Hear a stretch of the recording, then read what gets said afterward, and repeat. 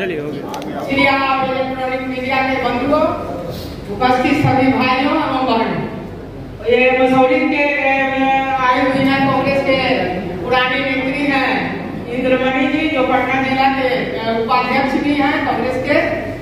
तमाम सभी भाइयों एवं बहनों, सबसे पहले तो हमारे बहुत नए पत्रकार लोग जुड़ गए हैं, नए लोग भी जुड़ गए हैं, उनको पता नहीं होगा कि हम 1985 में कांग्रेस से जुड़े थे और इसी सदाकत आश्रम में ही आए थे पहली बार।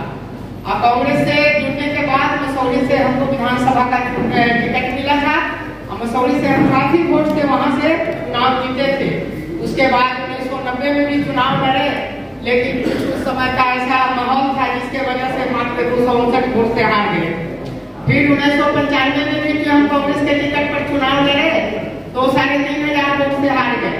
फिर 1996 में सभी लोगों का विचार हुआ कि बाढ़ से इनको लोकसभा का चुनाव लड़वाया जाए। उस समय बाढ़ में लोकसभा क्षेत्र था, नीतीश कुमार जी थे, विजय कृष्ण थे और हम कांग्रेस पार्टी थे। तो उस समय लोकसभा का चुनाव हार गए थे।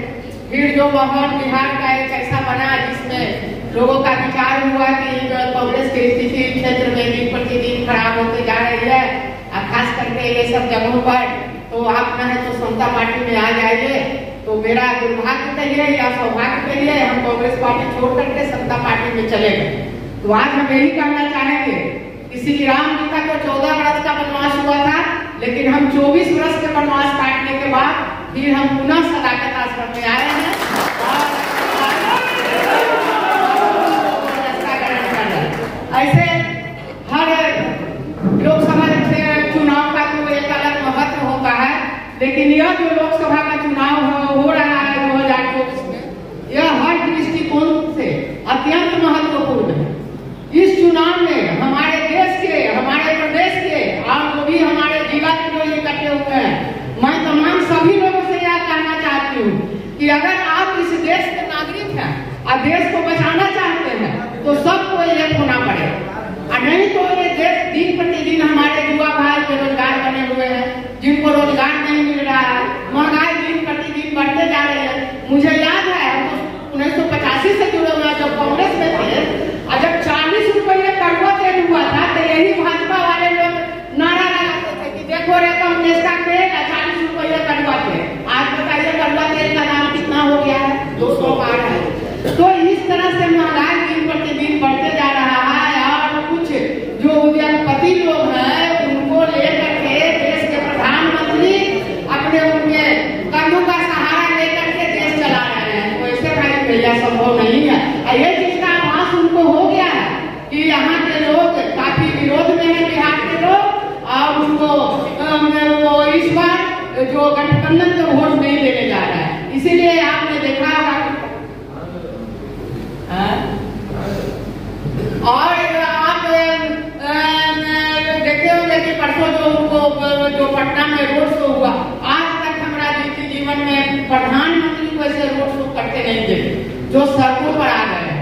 सड़कों पर आ करके सब लोग गरियाते चल रहे हैं। उसके बाद प्रधानमंत्री के रोड शो का बहुत बड़ा असर पड़ा है। तो कांग्रेस का गढ़ है, तो जब कांग्रेस का गढ़ है तो यहाँ रोड शो करने का क्या जरूरत, कोई जरूरत नहीं था। तो रोड शो करने आ गए। तो आज इस मौके पर अध्यक्ष जी को भी जाना है और अभी चुनाव का माहौल है, बहुत जगह लोग कांग्रेस में स्वागत करते हैं और इनके आने से निश्चित रूप से पटना की दोनों सीटें, जहानाबाद की सीट और बिहार में हर जगह इनके साथ काम करने वाले लोग महागठबंधन के पक्ष में और महागठबंधन की ताकत बढ़ाने का काम करते हैं। 4 चरण का चुनाव अभी तक हुआ है और बिहार में जिस तरह से लोगों ने, यहाँ के मतदाता भाइयों ने साथ दिया है महागठबंधन का, उनका मैं हृदय से शुक्रगुजार। शायद ही एक आध सीट है जहाँ हम लोगों का अच्छा नहीं हुआ, कुछ जगह प्रशासन की वजह से, और नहीं तो प्रायः सभी सीटों पर कांग्रेस सहित राष्ट्रीय जनता दल और वाम दलों के उम्मीदवार जीतने जा रहे हैं। जो सीट इनका गढ़ समझा जाता था, वो भी सीट इस बार भारतीय जनता पार्टी खा रही है। 3 चरण का चुनाव अभी बचा हुआ है,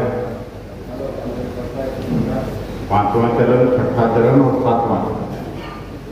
इसमें सभी महागठबंधन के साथी, महागठबंधन के कार्यकर्ता और नेता पूरी ताकत से हम लोग भारतीय जनता पार्टी और जनता दलियों के उम्मीदवारों को हराने में लगे हुए हैं।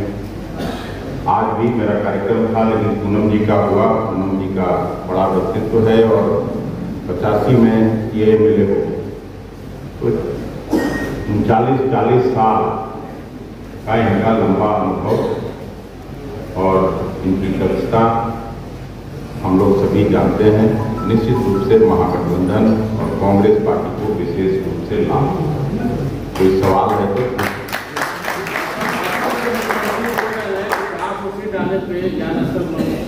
मंदिर बनवा रहे हैं, वही असम के मुख्यमंत्री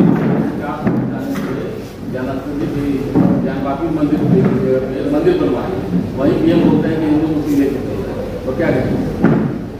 देखिए, भारतीय जनता पार्टी का शासन का 10 साल हो, 10 साल में उनको अपनी उपलब्धियों की बात करनी चाहिए।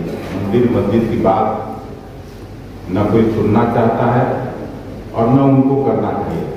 उन्होंने देश की जनता से वायदा किया था कि 2 करोड़ लोगों को नौकरी देंगे, युवाओं को, लेकिन 20 करोड़ रोजगार मिल गया होता अगर नौकरी देते तो। वो 20 करोड़ और 2 करोड़ तो नहीं मिला, ऊपर से इनकी जो पॉलिसी आई GST की और नोटबंदी की, उसके कारण लाखों नौजवान बेरोजगार। प्रधानमंत्री जी 19 के चुनाव जीतने के बाद लोकसभा में और राज्यसभा में मैं भाषण सुना हूँ बैठ के कि 2022 में किसानों की आमदनी को हम दुगना करेंगे, उस पर चर्चा करी जाइए चुनाव। आमदनी तो दुगना नहीं हुआ, उल्टे महंगाई के कारण 100 रुपये पार डीजल हो गया, 100 रुपये पार पेट्रोल हो गया। उसकी वजह से जो लागत खर्च है किसानों का, वो 3 गुना 4 गुना हो। तो जो रियल प्रॉब्लम है उसकी बात नहीं करते हैं और मंदिर की बात करते हैं।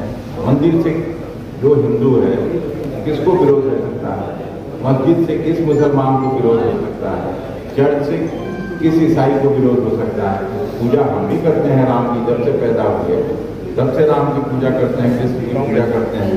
और मैं हमेशा कहता हूँ कि हम लोग राम के पुजारी हैं, इनके जरा राम के व्यापारी नहीं। तो ये लोग